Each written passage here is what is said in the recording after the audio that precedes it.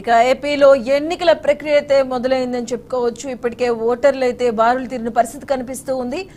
తమ ఓటు హక్కును వినియోగించడానికి ఉదయం నుంచే కూడా బారులు తీరిన పరిస్థితి మనం ఇప్పటి వరకు కూడా చూసాం. ప్రస్తుతం ఒకసారి నెల్లూరు వెళ్దాం. నెల్లూరులో మా కరెస్పాండెంట్ మురళి రెడీగా ఉన్నారు మరిన్ని అప్డేట్స్ అందించడానికి. Murali, over to you. అన్నా,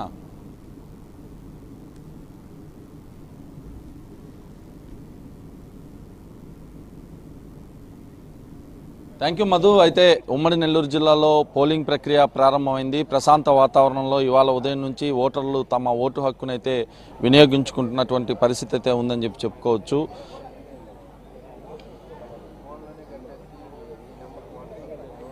ప్రస్తుతం నెల్లూరులో ఉన్నాం మనం. నెల్లూరులోని వెంగళరావు నగర్ తాతయ్య వాడిల వద్ద భారీ స్థాయిలో కూడా ఓటర్లు వస్తున్నటువంటి పరిస్థితి ఉంది. ఒక్కసారి మనం విజువల్స్లో కూడా చూసే ప్రయత్నం అయితే చేస్తే బారులు తీరారు తమ ఓటు హక్కును వినియోగించుకునేందుకు అని చెప్పుకోవచ్చు. జిల్లా వ్యాప్తంగా ఉన్నటువంటి అన్ని పోలింగ్ స్టేషన్ల వద్దకు కూడా ఉదయం నుంచే భారీ ఎత్తున జనసందడి అయితే నెలకొంది. ఓటర్లు తమ ఓటు హక్కును వినియోగించుకునేందుకు భారీ ఎత్తున కూడా వెళ్తున్నటువంటి పరిస్థితి అయితే ప్రత్యేకంగా కనిపిస్తుందని చెప్పుకోవచ్చు.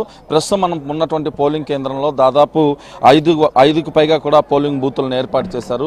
ఇక్కడ చూస్తే కనుక ఉదయం తమ ఓటు హక్కును వినియోగించుకునేందుకు గత ఎన్నికలతో పోలిస్తే ఈసారి భారీ ఎత్తున ఓటర్లు కూడా వచ్చినటువంటి పరిస్థితి అయితే ప్రధానంగా ఉందని చెప్పుకోవచ్చు. అయితే ఉదయమే జిల్లాలో కొన్ని చోట్ల ఈవీఎంలు అయితే మొరాయించాయి. వరికుంటపాడులోని జిల్లా పరిషత్ పాఠశాలలో ఏర్పాటు చేసినటువంటి పోలింగ్ బూత్ వద్ద ఈవీఎం మొరాయించింది. దీంతోపాటు బుచ్చిరెడ్డిపాలెంలోని డిఎల్ రవీంద్రనాథ్ స్కూల్లో ఏర్పాటు చేసినటువంటి పోలింగ్ బూతుల్లో 2 ఈవీఎంలు కూడా మొరాయించినటువంటి పరిస్థితి. దీంతోపాటు ఆత్మకూరు నియోజకవర్గంలో పలు చోట్ల ఈవీఎంలు మొరాయించడంతో మాక్ పోలింగ్ కూడా కొంత మేర ఆలస్యమైందని చెప్పుకోవచ్చు.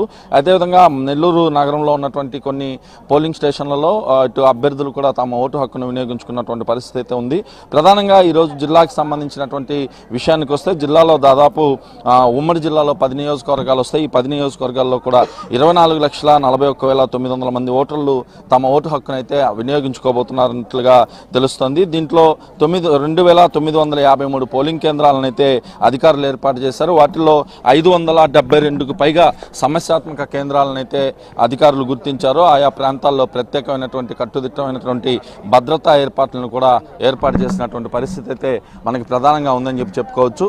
ఒక్కసారి విజువల్స్లో కూడా చూస్తే భారీ ఎత్తున జనం అయితే ఈరోజు ఓటు హక్కు వినియోగించుకునేందుకు ఇటు వచ్చినటువంటి పరిస్థితి అయితే ఉంది. గత ఎన్నికలతో పోలిస్తే ఈసారి ఓటింగ్ శాతం కూడా భారీగా పెరుగుతుందని ఒక అంచనా అయితే వేస్తున్నారు. ఎందుకంటే చుట్టుపక్కల రాష్ట్రాల నుంచి కూడా తమ ఓటు హక్కును వినియోగించుకునేందుకు పెద్ద సంఖ్యలోనే నిన్నటి రాత్రి నుంచే వచ్చేసినటువంటి పరిస్థితి కూడా ప్రధానంగానే కనిపిస్తుందని చెప్పుకోవచ్చు. దీంతోపాటు కొన్ని బూతుల్లో కూడా ఇప్పటికే ఈవీఎంలు మొరాయించినటువంటి పరిస్థితి అయితే ప్రధానంగా ఉందని చెప్పి కూడా మనం చెప్పుకోవచ్చు. ఇంకా మనతో పాటు ఇక్కడ ఓటర్లు ఉన్నారు, మాట్లాడే ప్రయత్నం చేద్దాం.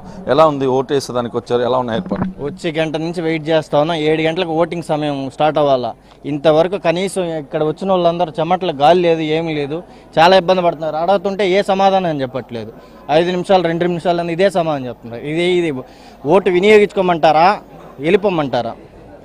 అయితే చూడొచ్చు విజువల్స్లో కూడా కొన్ని చోట్ల ఈవీఎంలు అయితే మొరాయించాయి. ప్రస్తుతం మనం ఉండేటటువంటి ఈ ప్రాంగణంలో ఓటింగ్ అయితే కొంత ఆలస్యమైందని చెప్పుకోవచ్చు. 7 గంటలకు ప్రారంభమవలసినటువంటి ఓటింగ్ ప్రక్రియ 7:19 ప్రారంభమైనటువంటి పరిస్థితి అయితే ఉంది. అయితే జిల్లాలో దాదాపు 10 నియోజకవర్గాల పరిధిలో కూడా భారీ ఎత్తున ఏర్పాట్లు అయితే చేసినటువంటి పరిస్థితి ఉంది. ఇవాళ సాయంత్రం 5 గంటల వరకు పోలింగ్ అయితే కొనసాగుతుంది. ఉదయం మాక్ పోలింగ్తో ప్రారంభమైనటువంటి పోలింగ్ ప్రక్రియ ప్రస్తుతం కొనసాగుతుంది. ఇంకా కూడా ఓటర్లు ఉన్నారు, మాట్లాడదాం. ఓటు వేసేందుకు వచ్చారు, ఎలా ఉన్నాయి ఏర్పాట్లు, ఏ విధంగా ఉంది ఈసారి? అయితే ఇక్కడ చూస్తున్నామండి, భారీగా ఎండలు ఉన్నాయి. అదేవిధంగా ఇక్కడ చూసుకున్నట్టయితే కొంత మాత్రమే షామ్యానాలు వేసినటువంటి పరిస్థితి. అయితే ఇప్పుడు 7:30 అవుతున్నా కూడా ఇంకా స్టార్ట్ అవ్వలేని పరిస్థితి. అయితే ఈ పోలింగ్ స్టార్ట్ అయ్యేసరికి దాదాపుగా 7:30, 8 అయ్యే పరిస్థితి ఉంది. అయితే 9 గంటలకంతా కూడా సూర్యుడు భయంకరంగా వచ్చే పరిస్థితులు, నిప్పులు కక్కుతూ. అయితే ఇక్కడ ఉన్నటువంటి అధికారులు కూడా వెంటనే స్పందించి ఇక్కడ షామ్యానాలు అయితే ఏదైతే తక్కువగా ఉన్నాయో అక్కడ కూడా కొంచెం ఏర్పాటు చేసి, అదేవిధంగా వాటర్ ఫెసిలిటీస్ కానివ్వండి, ఇక్కడ ఉన్నటువంటి స్థానికులందరికీ కూడా వచ్చి ఓటింగ్ చేసేదానికి వాళ్ళందరూ కూడా వాటర్ బాటిల్స్ కానివ్వండి, మజ్జిగ కానివ్వండి, ఇలాంటివి కూడా వాళ్ళకి ప్రొవైడ్ చేస్తే వాలంటీర్స్గా బాగుంటుంది. కాకపోతే ఇక్కడ ఉన్నటువంటి ప్రజలందరూ కూడా ఇప్పుడు ఎండ తీవ్రత ఎక్కువ ఉంది కాబట్టి ఇటువంటి ఫెసిలిటీస్ కూడా చేపట్టుంటే బాగుంటుందండి. అయితే భారీగా కూడా బాణుడు బగబగమంటున్న వేళ ఎన్నికల ప్రక్రియ అయితే ప్రారంభమైంది. మరి కాసేపట్లోనే ఎండ కూడా భారీగా వచ్చేటటువంటి పరిస్థితి ఉంటుంది కాబట్టి ఖచ్చితంగా కూడా ఇటు ఎన్నికలకి సంబంధించి ఏర్పాట్లు అయితే చేస్తున్నటువంటి పరిస్థితి. ఓటర్లతో మనతో ఇంకా ఉన్నారు, మాట్లాడే ప్రయత్నం చేద్దాం. చెప్పండి, ఓటేసేందుకు వచ్చారు, భారీగా కూడా ఎండ ఉన్నటువంటి పరిస్థితి, జనాలు భారీగా వస్తున్నారు. అంటే 2019 ఎన్నికలు చూస్తుంటారు మీరు, ఈసారి భారీగా కనిపిస్తున్నాయి, ఎలా ఉంది? ఎన్నికలు రసవత్తరంగా ఉన్నాయి, భానుడు కూడా ఉద్రేకంగా ఉన్నాడు. దీంట్లో మనం ఆలోచించాల్సిన విషయం ఏంటంటే, ఎన్నికలు నిర్వహించేటువంటి ఈ ప్రక్రియలో అధికారులు ఆలస్యాన్ని ఎక్కువగా పాటించకుండా కొంచెం త్వరగతిన పనులు పూర్తి చేసే విధంగా టెక్నికల్ ఇష్యూస్ ఏదో వస్తున్నాయన్నారు. ఆ టెక్నికల్ ఇష్యూస్ని కూడా వీలైనంత త్వరగా రిజాల్వ్ చేసేసి ఓటర్లను ఎవరిని కూడా ఎక్కువసేపు నిలబెట్టడం కానీ, లేకపోతే ఎక్కువసేపు బయట ఉన్నటువంటి ఓటర్ల గురించి పట్టించుకోకుండా కాలయాపన చేయడం కానీ చేయకూడదు అనేది కూడా నా యొక్క అభిప్రాయం. పైపెచ్చు ఉన్నటువంటి ఓటర్లను కూడా కొంచెం మొబిలైజేషన్ అవసరం. ఎందుకంటే వచ్చేవాళ్ళు పోలింగ్ బూతులు ఎత్తుకోవడం కొంచెం క్లమ్జీగా ఉంది టైము. కాబట్టి ఈ టైంలో ఓటర్లకు కావాల్సినటువంటి హెల్ప్ లైన్లు ఎక్కడో దగ్గర టెంట్లో వేసుకొని కూర్చోవడం కాదు, కానీ కొంతమంది తెలియని వాళ్ళు ఉన్నారు, అన్ఎడ్యుకేటెడ్ కావచ్చు, మిగతా వాళ్ళు కావచ్చు, వాళ్ళని ఎడ్యుకేట్ చేసే విధంగా ఉండాలనేది మా యొక్క అభిప్రాయం. అయితే విజువల్స్లో కూడా మనం చూస్తున్నాం, వృద్ధులు వికలాంగులు కూడా వస్తున్నటువంటి పరిస్థితి ఉంది. వృద్ధులు అయితే భారీ సంఖ్యలో కూడా ఇక్కడికి వస్తున్నారు. అయితే కొంతమంది వృద్ధులు అదేవిధంగా వికలాంగులు ఉంటారో వాళ్ళకి ఇళ్ల వద్దకే వెళ్ళి నేరుగా వాళ్ళ ఇంటి దగ్గరే ఓటింగ్ నమోదు చేసే విధంగా కూడా అధికారులు అయితే చర్యలు తీసుకున్నారని చెప్పి చెప్పుకోవచ్చు. అయితే దీనికి సంబంధించి వెబ్ కాస్టింగ్ కూడా ఏర్పాటు చేశారు. జిల్లా కలెక్టర్ హరినారాయణ, అదేవిధంగా ఎస్పీ ఆరిఫ్ హఫీజ్ ఆధ్వర్యంలో కూడా ఏర్పాటు చేసినటువంటి వెబ్ కాస్టింగ్ ద్వారా ఎప్పటికప్పుడు పూర్తిగా కూడా ఎలక్షన్కి సంబంధించినటువంటి ప్రక్రియను వెబ్ కాస్టింగ్ ద్వారా తెలుసుకునే ప్రయత్నం అయితే చేస్తున్నారు. ప్రధానంగా ఏర్పాటు చేసినటువంటి 572 సమస్యాత్మక కేంద్రాల్లో అయితే పోలీసులు భారీగా దృష్టి పెట్టి ఎక్కడికక్కడ తమ ఇక్కడ ఉన్నటువంటి ఇబ్బందులను కూడా తెలుసుకునే ప్రయత్నం చేస్తున్నారు. ప్రస్తుతం అయితే జిల్లాలో కొన్ని చోట్ల ఈవీఎంలు మొరాయించినటువంటి ఈవీఎంల వద్ద వాటిని తిరిగి పునఃప్రారంభించేందుకు అధికారులు అయితే ఏర్పాట్లు చేస్తున్నారు.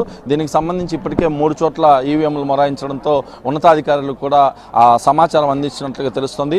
ఏదేమైనప్పటికీ ఇవాళ ఉదయం సరిగ్గా 6 గంటలకు మాక్ పోలింగ్తో ప్రారంభమైనటువంటి 2024 సార్వత్రిక ఎన్నికలు ప్రశాంత వాతావరణంలో ప్రారంభమయ్యాయి. మొత్తం మీద కాసేపట్లోనే దీనికి సంబంధించి కూడా కొనసాగే పరిస్థితి ఉంటుంది. Madhu, right, thank you Murali. మొత్తానికైతే చూసుకుంటే